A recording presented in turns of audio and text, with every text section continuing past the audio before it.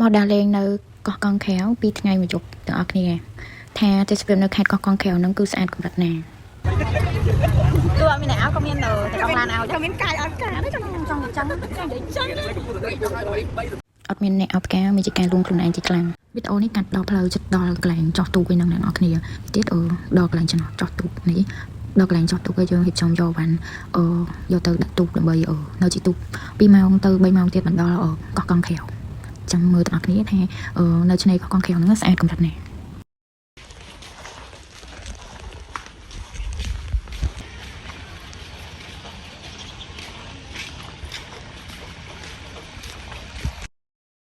ខ្ញុំនិយាយមែនខ្ញុំគិតថាខ្លួនឯងពលទូកតាពួកអីជិះទូកទៅនឹងយូរនំដល់ឆ្នេរអញ្ចឹងណាតែក៏ប៉ិតមិនតិចក៏អត់ពលដែរសារអីខ្ញុំឃើញទេសភាពពេលជិះទៅតាមផ្លូវហ្នឹងគឺស្អាតខ្លាំងហ្មងនេះនៅក្នុងវីដេអូខ្ញុំថតហ្នឹងអត់សូវស្អាតទេបើមើលដោយភ្នែកផ្ទាល់នៅក្រៅវិញហ្នឹងនិយាយមែនទុកកំបល់ទាំងម៉ានទឹកអស់លីងហ្មងគឺឆ្នេរស្អាតខ្លាំងមែនតើឆ្នេរខ្សាច់ហ្នឹងគឺសមាត់ហើយទឹកវិញថ្លាដូចកញ្ចក់ហ្មងហើយនេះយើងជិះមកដល់កន្លែងឆ្នេរដែលយើងត្រូវគេង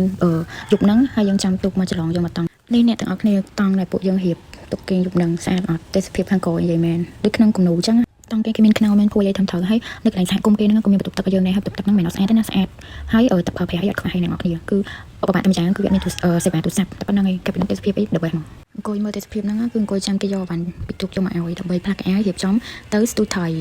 ស្កាភាពនាំគ្នារៀបចំឡើងទូកដើម្បីទៅស្ទូថៃចាំមើលថាស្ទូបានថៃម្នាក់មែនមើលធ្វើសុបាយទីមើល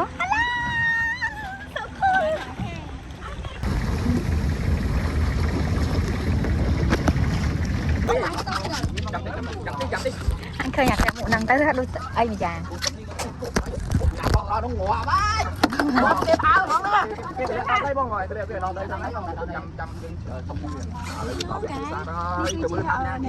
tôi thời tại toàn ăn tôi không đi chụp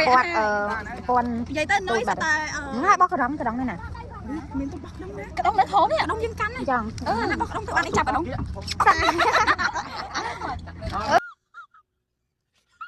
ok nhạc con kia gì có cái tôi cho bạn mới không មើលឃើញបានទូចបោះអីហ្នឹងមើលទៅធ្វើដូចហំហាណាតែឲ្យនាំបានថៃមួយខ្ញុំនិយាយមែនវេទនាខ្លាំងហ្មងហើយបើមិត្តភក្តិខ្ញុំវិញគឺថាដាក់បានតែម្ដង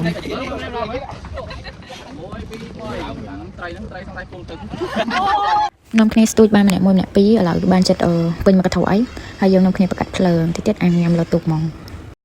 នេះអាថៃតកែហ្នឹងសាច់វាផ្អែមឆ្ងាញ់សាហាវហ្មងនិយាយមែនបាទអាប្រភេទថៃមួយទៀតដូចថៃចំហុយនេះក៏ឆ្ងាញ់ដែរតែវាអត់ឆ្ងាញ់ដល់អាថៃតកែទេហើយបាយមកកម្មវិធីពេលយប់វិញយើងមានការញ៉ាំអីជុំគ្នាបន្តិចបន្តួចណាចាគឺទូកខ្ញុំញ៉ាំថៃអស់ថៃអាំងញ៉ាំអស់តាំងពីលើទូកគេមួយទៀតគេចាំ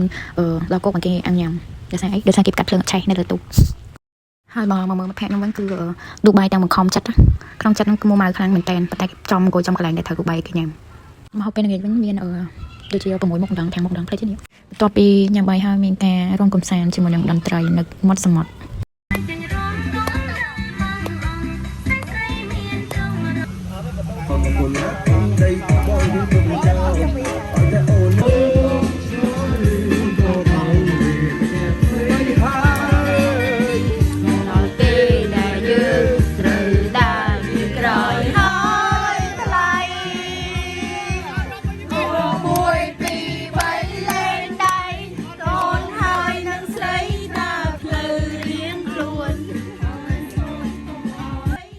អូយពេលហ្នឹងខ្ញុំទឹកតែអស់ដូចជា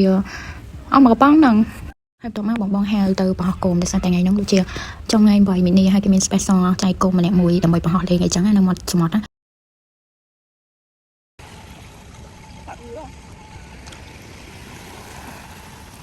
ស្អាតណាស់ហើយអើយ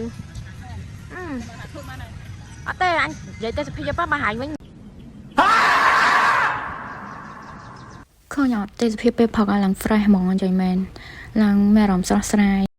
ដល់មកទេសភាពបានបន្តិចបងគាត់ហៅមកញ៉ាំអាហារពេលព្រឹកគេមានអីគឺសិតតែបបរបន្ទាប់ពីញ៉ាំបបរហើយគឺគាត់ឲ្យពួកយើងរៀបចំកៅអៅចោះទូកទៅលេងឆ្នេរមួយទៀតតែខ្ញុំអត់ដឹងថាឆ្នេរនេះឆ្នេរទីម៉ែនេះខ្ញុំភ្លេចបាត់នេះពេលតែមានឆ្នេរច្រើនអញ្ចឹងណាខ្ញុំភ្លេចថានឹងគេហៅទីម៉ែទី1ទី2ទី3ហើយគាត់ឲ្យជិះអាចជែកហ្នឹងមិនជិះដល់លេងណាគឺជិះទៅមាត់ច្រាំងដោយសារតែអត់មានទូកមកច្រឡងទៅមាត់ច្រាំងហ្នឹងណាពួកអ្នកខ្លះគាត់អត់ទិញទឹកទេគាត់តែមកមើលដើរកំសាន្តមើលឆ្នេរមើលអីចឹងណាហើយបើខ្ញុំវិញគឺថាចោះហែទៅហ្មងខ្ជិលចាំឲ្យគេមកច្រឡងយូរ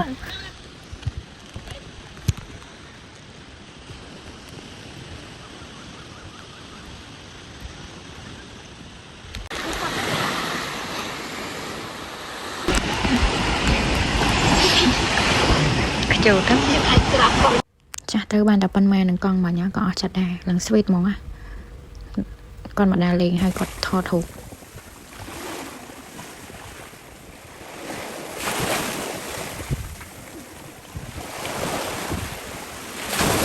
ឡូវដល់ពេលដែលត្រូវស្លាប់ទៅតែវិញប៉ុន្តែនំគ្នាចូលមើលភូមិម៉ាល់តាំងគីឡូមានអ្នកខ្លះគាត់ចង់ទិញគ្រឿងសមុទ្រយកទៅបំពេញវិញអញ្ចឹងណា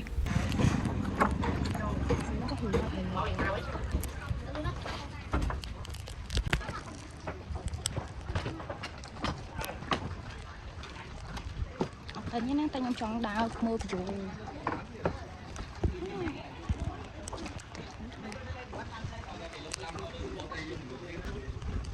អូគេរស់នៅលើទឹកអញ្ចឹងមួយយ៉ាងដែរគេធ្វើស្ពានឈើតគ្នានឹងវែងហ្មងហើយខ្ញុំថតអញ្ចឹងគឺមើលទៅឃើញទូទេប៉ុន្តែភូមិហ្នឹងគឺធំដែរតា